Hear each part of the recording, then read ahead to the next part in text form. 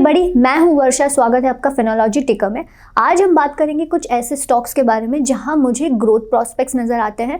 हम इस वीडियो में बिजनेस मॉडल की बात करेंगे जो 2 मिनट में मैं आपको समझा दूंगी, एंड देन हम ग्रोथ प्रॉस्पेक्ट्स की बात करेंगे, प्लस इन कंपनीज में रीसेंट क्या हुआ है, अगर करेक्शन हुआ है तो करेक्शन किस रीजंस की वजह से हुए हैं हम उसकी बात करेंगे, प्लस आगे इन कंपनी से आप क्या एक्सपेक्ट करते हो हम उसकी बात करेंगे। तो चलिए शुरू करते हैं। पहली कंपनी जिसके बारे में हम बात करने वाले हैं दैट इज सोना कॉमस्टार। सोना कॉमस्टार क्रिटिकल ऑटोमोटिव कंपोनेंट्स बनाती है फॉर 4 व्हीलर्स, आपके जो पैसेंजर व्हीकल्स हो गए, देन उसके बाद जो ट्रैक्टर्स हो गए या ऑफ हाईवे व्हीकल्स हो गए, प्लस इनके बहुत सारे प्रोडक्ट्स ईवीज़ में भी आ रहे हैं। जैसे अगर मैं स्टार्टर मोटर की बात करूं या ट्रैक्शन मोटर्स की बात करूं, अब जैसे कि स्टार्टर मोटर्स ईवीज़ में तो यूज़ नहीं होते, सो ट्रैक्शन मोटर्स ईवीज़ में यूज़ होते हैं जो ये कंपनी बना रही है। प्लस डिफरेंशियल गियर्स हो गए, डिफरेंशियल असेंबलीज हो गए।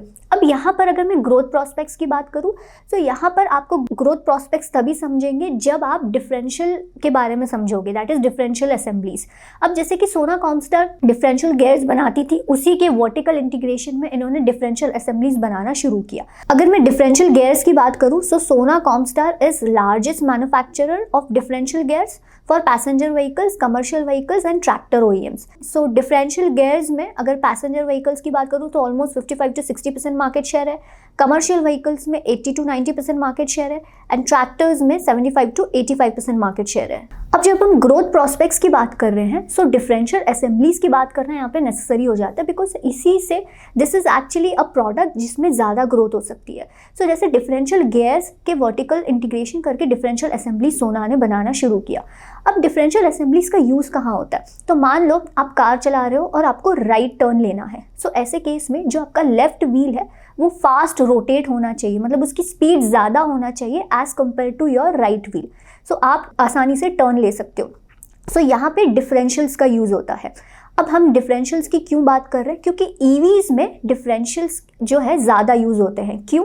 क्योंकि ईवीज़ में हाई टॉर्क होता है। अब टॉर्क का मतलब क्या है, अब अगर आप सिंपल समझ लो कि आप जब कपड़े धो रहे हो और आपको सुखाना है तो जितना फोर्स आप लगाते हो टू स्क्वीज दैट क्लोथ्स ताकि पानी पूरा निकल जाए, दैट मीन्स आप ज़्यादा टॉर्क लगा रहे हो। जितना ज़्यादा आप स्क्वीज करोगे ताकि पानी निकल जाए, मतलब आप ज़्यादा टॉर्क लगा रहे हो। सो सिंपल मतलब ये है। अब जैसे कि ईवीज़ में हाई टॉर्क क्यों होता है, क्योंकि यहाँ पर जो ट्रांसमिशन है, energy transmission towards the wheels, ये कंबशन के थ्रू नहीं होता है, ये इलेक्ट्रिक करंट के थ्रू होता है। इसके वजह से ईवीज़ में जो है हाई टॉर्क होता है। सो अगर सिग्नल पे 2 गाड़ियां खड़ी हैं, एक ईवी और एक आपकी नॉर्मल पेट्रोल कार, सो जैसे ही सिग्नल ग्रीन होगा EVs will actually leave quickly. क्यों? क्योंकि ईवीज हैज़ हाई टॉर्क, और जहाँ हाई टॉर्क है वहाँ डिफरेंशियल असेंबलीज का यूज़ ज़्यादा है। सो जैसे जैसे ईवीज़ का पेनिट्रेशन बढ़ेगा वैसे वैसे डिफरेंशियल असेंबलीज का भी पेनिट्रेशन बढ़ेगा, क्योंकि ईवीज़ रिक्वायर हाई टॉर्क, और जहाँ हाई टॉर्क वहाँ डिफरेंशियल असेंबलीज का यूज़ ज़्यादा। सोना एक्चुअली बहुत ही अच्छे स्वीट स्पॉट पे है, क्योंकि यहाँ पर सोना जो भी प्रोडक्ट्स बना रही है, जो उनके न्यू प्रोडक्ट्स हैं वो एक्चुअली ईवीज़ में ज़्यादा यूज़ होंगे। सो जितने भी न्यू प्रोडक्ट्स आ रहे हैं सोना कॉमस्टार के, वो ईवीज़ के लिए आ रहे हैं। सो यहाँ पर आपको इमेज में दिख रहा होगा इनके कुछ लेगेसी प्रोडक्ट्स हैं, इनके कुछ फ्यूचर प्रोडक्ट्स हैं।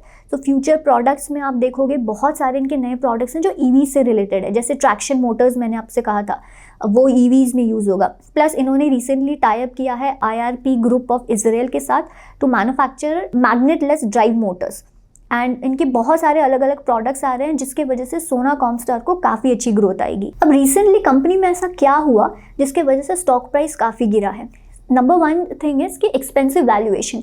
सोना को हमेशा एक्सपेंसिव वैल्यूएशन दिया गया है क्योंकि इनके जो प्रोडक्ट्स है ईवी रिलेटेड है, प्लस इनका अगर आप लीडरशिप देखोगे वो भी बहुत अच्छी है, मैनेजमेंट बहुत अच्छा है, एंड यहाँ पर ऑलमोस्ट आप देखोगे IPO के बाद से लेके इनको काफ़ी अच्छा वैल्यूएशन दिया है, because market is expecting much more from सोना बिकॉज ऑफ EV पेनिट्रेशन।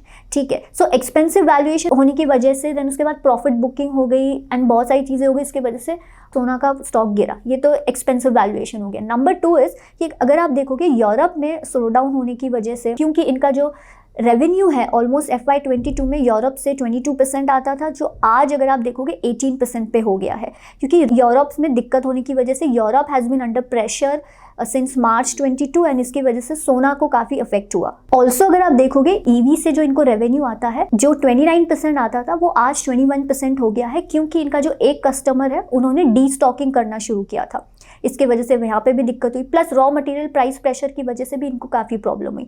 लेकिन आज भी अगर आप देखोगे स्टॉक प्राइस गिरने के बाद भी आज भी सोना को काफ़ी प्रीमियम वैल्यूएशन दिया गया है, क्योंकि लीडरशिप्स की वजह से एंड ऑफ कोर्स फ्यूचर जो प्रोडक्ट्स है उसकी वजह से। इस कंपनी से आगे क्या एक्सपेक्ट कर सकते हो? जैसे लॉन्ग टर्म के लिए तो कंपनी अच्छी है, लेकिन नियर टर्म में हो सकता है कि इनका परफॉर्मेंस और ख़राब हो, क्योंकि यूरोप में जो दिक्कतें चल रही है, यूरोप जो अंडर प्रेशर है और यूरोप से इनको काफ़ी अच्छा रेवेन्यू आता है। सो इसके वजह से यहाँ पर नियर टर्म में हो सकता है कि प्रॉब्लम्स आए इस कंपनी में, बट लॉन्ग टर्म में जैसे इनके प्रोडक्ट्स हैं एंड जैसे इनका मैनेजमेंट है, सो लॉन्ग टर्म के लिए ये कंपनी अच्छी है। But we have to accept this fact कि अभी भी मेरे हिसाब से स्टॉक प्रीमियम वैल्यूएशन पे है। नेक्स्ट कंपनी जिसकी हम बात करने वाले हैं वो है HCG health care global enterprises. इसके ऊपर हमने डिटेल वीडियो बनाया है, मैं डिस्क्रिप्शन पे लिंक डाल दूंगी, आप देख सकते हैं। अब HCG के एक्चुअली कैंसर सेंटर्स हैं। सो यहाँ पर ग्रोथ प्रॉस्पेक्ट्स की अगर मैं बात करूँ, पहले तो HCG के अगर आप पिछले कुछ साल के नंबर्स देखोगे सो वो नेगेटिव रहे हैं। नेट प्रॉफिट अगर आप देखोगे नेगेटिव रहा है। क्यों? क्योंकि HCG बहुत सारा केपेक्स कर रही थी। अब आप केपेक्स किए जा रहे हो, हर साल किए जा रहे हो, लेकिन उससे आपको रेवेन्यू तुरंत जनरेट नहीं होता है। सो ऐसे केस में बहुत साल अगर आप देखोगे कंपनी का जो नेट प्रॉफिट्स है वो नेगेटिव रहे हैं। लेकिन अब क्या हुआ है, अब कंपनी ने ग्रीनफील्ड जो बड़े कैपेक्स है, greenfield capex actually major greenfield capex company ने करना बंद किया है। 3.5-4 साल तक कंपनी कोई मेजर ग्रीनफील्ड कैपेक्स नहीं करेगी। ऑफकोर्स थोड़े बहुत ब्राउनफील्ड केपेक्स होंगे, छोटे छोटे केपेक्स होंगे, but major greenfield capex company नहीं करने वाली है। इसके वजह से आपको नंबर्स पॉजिटिव दिखेंगे।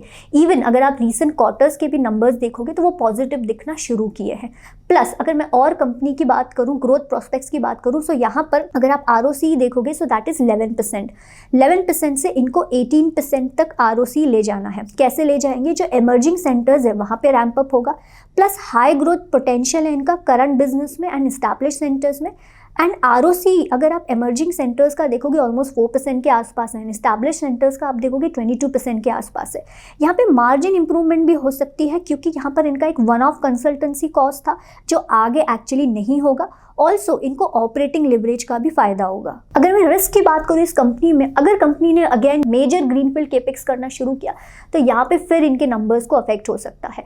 प्लस अगर इनके फाइनेंशियल्स की मैं बात करूँ तो पिछले साल के फाइनेंशियल्स देखना actually doesn't make any sense. हमने उनकी रीजंस की बात की, लेकिन आगे इस कंपनी से एक्सपेक्ट किया जा सकता है कि अब आगे इनके नंबर्स पॉजिटिव रहे। वैल्यूएशन की अगर मैं बात करूँ तो सारे हॉस्पिटल्स को अगर आप कंपेयर करोगे, आप मैक्स ले लो, आप अपोलो ले लो, या आप किम्स ले लो, या नारायणा ले लो, सो इन सारी कंपनीज के वैल्यूएशन को अगर आप HCG से कंपेयर करोगे तो HCG के वैल्यूएशन एक्चुअली कम है as compare to these hospitals.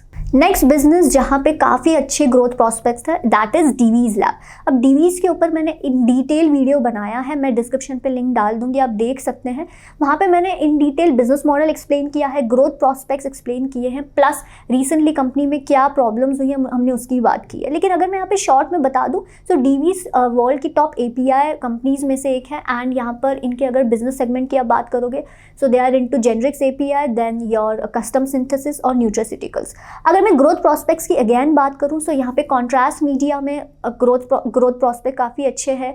Then family of सार्टन्स हो गया, देन इनके पास $20 बिलियन की अपॉर्चुनिटी है जो FY 23 से 25 तक इनको रहेगी, क्योंकि बहुत सारे जो प्रोडक्ट्स हैं वो ऑफ पेटेंट होने वाले हैं। अभी मैं जैसे कि आपको सिर्फ पॉइंट्स में बता रही हूँ क्योंकि मैंने उस वीडियो में बहुत अच्छे से एक्सप्लेन किया है, तो आप वो वीडियो ज़रूर देखिएगा। रिसेंटली डीवीज़ में एक्चुअली क्या हुआ है कि इनका स्टॉक प्राइस काफ़ी गिरा, बिकॉज जो इनका मोलनुपिराविर से जो सेल्स था वहाँ पे डिमांड नहीं होने की वजह से, क्योंकि molnupiravir is link to covid, और कोविड क्योंकि स्टेबलाइज होने की वजह से मोलनुपिराविर का डिमांड कम हो गया एंड इसके वजह से इनके नंबर्स हैं उनमें काफ़ी इफेक्ट हुआ। That is raw material price pressure की वजह से भी इनको दिक्कत हुई, प्लस जो इनका काकीनाडा में ग्रीनफील्ड प्रोजेक्ट आ रहा है वहाँ पे डिले होने की वजह से भी मार्केट को ये बात अच्छी नहीं लग रही है, जिसकी वजह से भी इस कंपनी को इस स्टॉक प्राइस में काफ़ी करेक्शन हुए। नाउ फ्यूचर में अगर मैं इसकी बात करूँ, जैसे FY 23 के जो नंबर्स हैं वो फ्लैट हो सकते हैं डीवीज़ के केस में, लेकिन FY 24 से may be second half of FY24 वहाँ से नंबर्स दिखना हमको अच्छे शुरू होंगे, क्योंकि कस्टम सिंथेसिस में भी इनको काफ़ी सारे प्रोजेक्ट्स मिले हैं जो नंबर्स में आपको ये दिखेंगे फ्रॉम FY24 या second half of FY24 to 25। So FY23 इस कंपनी का फ्लैट रहेगा, लेकिन आगे future prospects that is FY24 के बाद मुझे इसमें ग्रोथ प्रोस्पेक्ट्स काफ़ी लगते हैं। नेक्स्ट बिजनेस जिसकी हम बात करने वाले हैं वो है अपोलो पाइप्स। अब Apollo pipes actually CPVC UPVC pipes बनाती है, और इनके अगर वैल्यू एडेड प्रोडक्ट्स की बात करोगे सो आपके सॉल्वेंट सीमेंट हो गए या बाथ फिटिंग्स हो गए, ये सब प्रोडक्ट्स कंपनी बनाती है। अब पहले क्या होता था ना, GI पाइप्स यूज़ होते थे, लेकिन GI पाइप्स बहुत करोजिव इन नेचर है, प्लस बहुत ही हैवी वेट होते थे। लेकिन जो CPVC UPVC पाइप्स हैं यहाँ पर करोजन की प्रॉब्लम नहीं होती है, और ये जो प्रोडक्ट्स है खूब लाइट वेट भी होते हैं। अब जब हम ग्रोथ प्रॉस्पेक्ट्स की बात कर रहे हैं सो अपोलो पाइप्स का एक ग्रीनफील्ड कैपेक्स आ रहा है जो 100% वैल्यू एडेड प्रोडक्ट्स की तरफ रहेगा। सो ऐसे केस में FY24 से इनका प्रोडक्शन शुरू होगा। सो यहाँ पर इनका टारगेट है जो रेवेन्यू ग्रोथ की जब हम बात कर रहे हैं सो इनको 25% रेवेन्यू ग्रोथ चाहिए टिल FY23। सो CAGR 25% ग्रोथ चाहिए टिल FY25। और ऐसे केस में क्योंकि इनका जो केपेक्स है, ग्रीनफील्ड केपेक्स है, वो 100% वैल्यू एडेड प्रोडक्ट्स में, इसके वजह से यहाँ पे मार्जिन्स भी इंप्रूव हो सकते हैं। अब यहाँ पर अगर आप EBITDA पर टर्न देखोगे सो एक्चुअली इनका अगर वैल्यू एडेड प्रोडक्ट्स का EBITDA पर टर्न देखोगे दैट इज़ 20 to 25,000, एंड इनका करंट EBITDA पर टर्न देखोगे दैट इज़ ऑलमोस्ट 17,000 पर टर्न के आसपास। कमोडिटी प्रोडक्ट्स में जो EBITDA पर टर्न होता है दैट इज़ ऑलमोस्ट 12,000 to 15,000 के आसपास। अब जैसे ही इनका वैल्यू एडेड प्रोडक्ट्स की तरफ रेवेन्यू कंट्रीब्यूशन बढ़ेगा, जो इनका टारगेट है 70% इनको वैल्यू एडेड प्रोडक्ट्स से रेवेन्यू लाना है एंड बाकी का कमोडिटी प्रोडक्ट्स से। सो ऐसे केस में क्योंकि 70% का इनका टारगेट है सो यहाँ पे EBITDA पर टन इंक्रीज होने के काफ़ी चांसेस हैं। सो जैसे जो बड़े बड़े ब्रांड्स हैं उनका अगर आप EBITDA पर टन देखोगे दैट इज़ ऑलमोस्ट 20,000 पर टन के आसपास। सो यहाँ पर दे आर होपिंग कि इनका EBITDA पर टन इनका अबाउ 18,000 पर टन जाना चाहिए। सो व्हाट वेंट रॉन्ग, तो अगर आप देखोगे बहुत सारी पाइपिंग कंपनीज के इंक्लूडिंग अपोलो पाइप्स, इनके नंबर्स खूब खराब आए हैं इस क्वार्टर में। सो यहाँ पर जो PVC रेजिन प्राइसेस है वो कोलैप्स्ड हुए। इसके वजह से यहाँ पर इंडस्ट्री में पैनिक क्रिएट हुआ and traders and distributors actually started destocking. अब क्या होगा, आगे जैसे ही PVC प्राइसिंग में रिस्पाइट आएगा यहाँ पे मैसिव रीस्टॉकिंग हो सकती है, प्लस सेल्स में भी काफ़ी रिकवरी होगी। अब इनके EBITDA मार्जिन्स देखोगे खूब लो है। क्यों? अब मैन्युफैक्चरिंग लेवल पे तो उन्होंने 12 to 13% EBITDA मार्जिन्स कमाए थे, लेकिन क्योंकि प्राइसेस कोलैप्स हुए और यहाँ पर डी स्टॉकिंग हो रही थी तो इनको जो इनके चैनल पार्टनर्स हैं उनको एक्स्ट्रा डिस्काउंट्स देने पड़े ताकि वो लोग मटेरियल खरीदे। सो अगर ये लोग ऑपरेटिंग लेवल पे 10% के आसपास ये लोग EBITDA मार्जिन्स कमा रहे हैं, लेकिन इन्होंने रिपोर्ट किए 1.5 to 2% के आसपास। जो बैलेंस है that is actually due to inventory losses. क्यों इन्वेंट्री लॉसेस हुए कि इन्होंने इनके बैलेंस शीट पे जो इन्वेंट्री बैठी हुई थी that was at high prices, लेकिन क्योंकि प्राइसेस कोलैप्स हुए इसके वजह से इनको इन्वेंट्री राइट डाउन करनी पड़ी। सो आगे आप इस कंपनी से क्या एक्सपेक्ट कर सकते हो? सो मेरा व्यू ये है, मैं टोटल गलत भी हो सकती हूँ, कि यहाँ पर जो इनका ग्रीनफील्ड कैपेक्स आ रहा है that is towards value added products. तो यहाँ से इनका जो टारगेट है इनके पूरे सेल्स में वैल्यू एडेड प्रोडक्ट 70% कंट्रीब्यूट करना चाहिए। सो यहाँ से आपको growth in value added product से दिखेगी जो मार्जिन्स में भी दिखेंगे, लेकिन शॉर्ट टर्म में हो सकता है इस कंपनी को थोड़ी और दिक्कत हो, क्योंकि जो PVC प्राइसेस है अभी तो ऐसा माना जा रहा है कि यहाँ से रिस्पाइट हो सकते हैं जिसके वजह से रीस्टॉकिंग होगी एंड सेल्स में अच्छी नंबर्स आपको देखने को मिलेंगे। But we don't know, actually we have to wait and see कि प्राइसेस कहाँ जाते हैं एंड सब कैसे प्ले आउट होता है। लेकिन लॉन्ग टर्म के लिए मुझे पर्सनली ये कंपनी अच्छी लगती है गिवन जो इनका ग्रीनफील्ड प्रोजेक्ट आ रहा है which is purely into value added products. लेकिन जैसा मैंने कहा कि मैं गलत भी हो सकती हूँ, सो इसके वजह से आप इस कंपनी की ज़रूर एनालिसिस कीजिएगा और मुझे कमेंट सेक्शन में लिख के बताइएगा कि आपको इस कंपनी के बारे में क्या लगता है। नेक्स्ट बिजनेस जिसकी हम बात करने वाले हैं दैट इज सारेगामा। अब अगर सारेगामा के बिजनेस मॉडल की बात करूँ मैं, मान लो एक मूवी बन रही है, वहाँ पर जो भी म्यूज़िक यूज़ हो रहा है या सॉन्ग्स यूज़ हो रहे हैं, सारेगामा उस म्यूज़िक के राइट्स खरीद लेता है उसके बाद वो अलग अलग प्लेटफॉर्म्स को ये म्यूज़िक यूज़ करने देता है एंड बदले में उसको लाइसेंसिंग रेवेन्यू मिलता है। फॉर एग्जांपल गाना पे या स्पॉटिफाई पे या फॉर दैट मैटर विंक पे, यहाँ पे जो भी गाने चलते हैं अगर सारेगामा के पास उन गानों का राइट्स है तो सारेगामा को लाइसेंसिंग रेवेन्यू मिलता है। फॉर एग्जांपल गंगूबाई काठियावाड़ जो मूवी आई थी उसके राइट्स सारेगामा के पास है, तो गंगूबाई के सॉन्ग्स जहाँ जहाँ भी चलेंगे सारेगामा को उसका पैसा मिलेगा। तो अगर वो यूट्यूब पे सॉन्ग चल रहा है सारेगामा को पैसा मिलेगा, कोई भी स्ट्रीमिंग प्लेटफॉर्म पे दैट इज़ विंक, स्पॉटिफाई, गाना, वहाँ पे अगर वो सॉन्ग चल रहा है तो सारेगामा को उसका पैसा मिलता है। प्लस एड्स में अगर आप देखोगे, अगर एड्स में कोई सारेगामा का सॉन्ग चल रहा है, मतलब वो सॉन्ग जिसके राइट सारेगामा के पास है, वो एड वाला अगर वो सॉन्ग चला रहा है तो सारेगामा को उसका पैसा मिलता है। फॉर एग्जाम्पल बीच में लिवाइस का एक ऐड आया था जहाँ दीपिका पादुकोण का वो ऐड था, जहाँ एक सॉन्ग चल रहा था जो पुराना रेट्रो सॉन्ग था। ऐसे केस में वहाँ पर भी सारेगामा को पैसा मिला। So technically even Instagram reels अगर आप देख रहे हो, सो रील्स में बहुत सारे सॉन्ग्स यूज़ होते हैं जिनके राइट्स सारेगामा के पास है, तो सारेगामा को इधर पैसा मिलता है।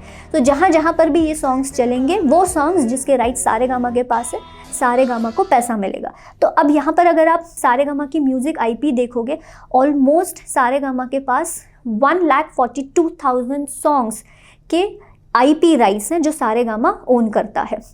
एंड यहाँ पर अगर आप लाइसेंसिंग रेवेन्यू भी आपको दिख रहा होगा, सो ऑलमोस्ट 20 to 25% ग्रोथ तो इनको लाइसेंस रेवेन्यू से ही आती है।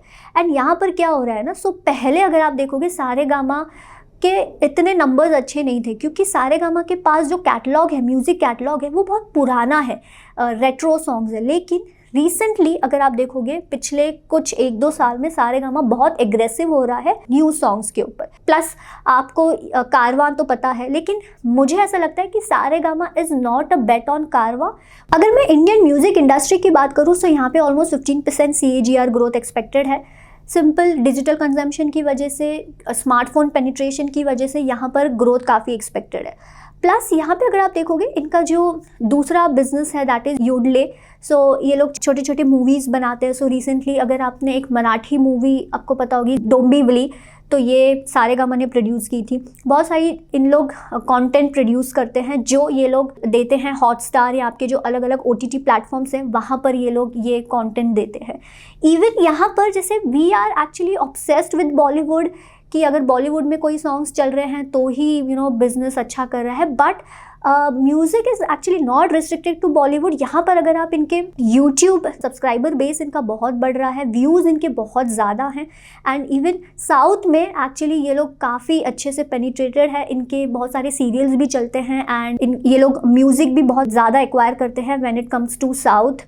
दैन इवन भोजपुरी सॉन्ग्स जो यूट्यूब चैनल है वहाँ पर भी आप देखो इनके बहुत सारे सब्सक्राइबर्स हैं, बहुत सारे व्यूज़ हैं। सो जैसे मैं कह रही थी कि music is only not restricted to Bollywood, यहाँ पर जो इनका रीजनल कंटेंट है यहाँ से इनको बहुत अच्छी ग्रोथ है। अब हम बात करते हैं कि रिसेंटली इस कंपनी में क्या हुआ। बहुत अच्छी अच्छी चीज़ें रिसेंटली इस कंपनी में हुई है, जैसे अगर licensing revenue again 20% plus growth यहाँ पर हुई है। प्लस जो इनके रीजनल म्यूज़िक है दैट इज़ बंगाली, गुजराती, पंजाबी, भोजपुरी, वहाँ पर काफ़ी अच्छी ग्रोथ हुई है। देन इन्होंने long term tie up announce किया है with Arijit Singh, so this is good thing. Plus इन्होंने जो मैंगो म्यूज़िक कैटलॉग है उसको एक्वायर किया था जिसकी वजह से इनका जो IP है दैट इज़ राइट्स वो बढ़ गए हैं। इवन यहाँ पर अगर आप देखोगे बहुत सारा कंटेंट इन्होंने जो एक्वायर किया है वो या तो इस साल का Q4 में दिखेंगे या नेक्स्ट ईयर के Q1 एंड Q2 में एक्चुअली वो मूवीज़ रिलीज़ होगी, जिसके वजह से वो सॉन्ग्स आएंगे एंड आपको नंबर्स में दिखना शुरू होंगे। जैसे जो करण जौहर की मूवी है रॉकी रानी, उसके जो म्यूज़िक कंटेंट है या जो म्यूज़िक राइट्स है एक्चुअली वो एक्वायर किए हैं। देन कारवां में भी आप देखोगे कि इनमें काफ़ी अच्छी ग्रोथ हुई है, बट अच्छी चीज़ ये है कि कारवां में ये लोग इतनी ज़्यादा मार्केटिंग नहीं करते हैं, जितनी ज़रूरत है उतनी ही करते हैं। प्लस यूट्यूब व्यूज़ अगर आप देखोगे काफ़ी अच्छे से इंक्रीज़ हुए हैं, क्वार्टर ऑन क्वार्टर देख लो। यूट्यूब शॉर्ट्स का इनका डील था, actually this is part of this quarter. Instagram में बीच में आप देखोगे कि स्टॉक प्राइस गिरा भी था क्योंकि इंस्टाग्राम की इनके साथ कोई दिक्कत हो गई थी और डील वो कैंसिल हो गई थी, लेकिन अब वो फिर से रीनेगोशिएट हो चुका है, so that is not a problem. अगर मैं इनकी ग्रोथ की बात करूँ तो मुझे एक्चुअली 25% के आसपास मीडियम टर्म में तो इनकी ग्रोथ दिखती है, एक्चुअली यहाँ पे होनी चाहिए। एंड इन्हें एक नए बिजनेस में एंटर किए दैट इज़ इवेंट बिजनेस, जो रिसेंटली इन्होंने इवन दिलजीत के साथ इवेंट किया था एक्चुअली ये बिजनेस आप देखोगे this is low margin business, लेकिन ये लोग इस बिजनेस में एंटर किए हैं to build relationship for music business. तो इनका जो म्यूजिक बिजनेस है वहाँ पे इनको फ़ायदा होगा थ्रू देयर इवेंट बिजनेस। लेकिन जैसे मैंने कहा कि ये लो मार्जिन बिजनेस है, सो यहाँ पर हो सकता है कि आगे जाके थोड़े मार्जिन कम हो जाए, बट मैनेजमेंट का ये कहना है 32 to 33% ये लोग ने मार्जिन मेंटेन करना चाहिए। लेकिन अगर हम यहाँ पर इंडस्ट्री की बात करें, so industry actually has changed beautifully, काफ़ी ब्यूटीफुली ये इंडस्ट्री चेंज हुई है। जैसे पहले हम क्या करते थे कि जैसे हम फ्री में म्यूज़िक डाउनलोड करते थे, songspk.com होता था, हम वहाँ से डाउनलोड करते थे। नोबडी यूज स्ट्रीमिंग ऐप्स, तब थे ही नहीं। सो तब क्या होता था ना, ये जो टिप्स है सारेगामा, सो ये कंपनी इतना पैसा बना ही नहीं पाती थी क्योंकि पायरेसी बहुत ज़्यादा थी, राइट। लेकिन जैसे ही स्ट्रीमिंग ऐप्स आ गए, सो आप इनके नंबर्स में भी देख लो कि जैसे ही पायरेसी का थोड़ा कम होने लगा, प्लस ये स्ट्रीमिंग ऐप्स आने लगे, इनका बिजनेस ही पूरा चेंज हो गया। ये लोग पॉजिटिवली इनके नंबर्स बदलने लगे and Saregama and then Tips और ये सारी कंपनीज काफ़ी अच्छे से पैसा बनाने लगे, यहाँ पे ग्रोथ आने लगी। सो अगर फ्यूचर में मैं बात करूँ, सो जैसे इंटरनेट की बात चल रही है, स्मार्टफोन पेनिट्रेशन की बात चल रही है, तो इसके वजह से एंड जो स्ट्रीमिंग ऐप्स है इन सब के वजह से, आपका OTT इन सब के वजह से यहाँ पर ग्रोथ काफ़ी अच्छी दिख रही है। प्लस सारेगामा में मैं एक्सपेक्ट कर रही हूँ कि जब licensing revenue that is music licensing की बात आती है, यहाँ पे 20 to 25% growth for medium term होनी ही चाहिए। सो येस, ये कंपनी के ग्रोथ प्रॉस्पेक्ट्स मुझे काफ़ी अच्छे लगते हैं। आप भी इस कंपनी के बारे में पढ़िएगा और मुझे कॉमेंट सेक्शन में लिख के बताइए कि आपको इस कंपनी का फ्यूचर कैसा लगता है। सो ये कुछ स्टॉक्स थे जिनके हमने ग्रोथ प्रॉस्पेक्ट्स डिस्कस किए, प्लस रिसेंटली इन कंपनीज में क्या हुआ जिसके वजह से स्टॉक प्राइसेस गिरे, हमने इन सब की बात की। आप मुझे कमेंट सेक्शन में लिख के ज़रूर बताइएगा कि आपको इन कंपनीज में से कौन सी पसंद है, या आपके पास कोई कंपनी है या ऐसी कोई कंपनी आपको पसंद है जो इनकी कॉम्पिटिटर है। आप मुझे कमेंट सेक्शन में लिख के ज़रूर बताइएगा। आज के लिए इतना ही, उम्मीद करती हूँ आपको ये वीडियो अच्छा लगा होगा। अगर हाँ तो प्लीज़ इस चैनल को सब्सक्राइब कीजिएगा, वीडियो को लाइक और शेयर ज़रूर कीजिएगा। हम मिलेंगे नेक्स्ट वीडियो में, तब तक के लिए अपना ख्याल रखिए। जय हिंद।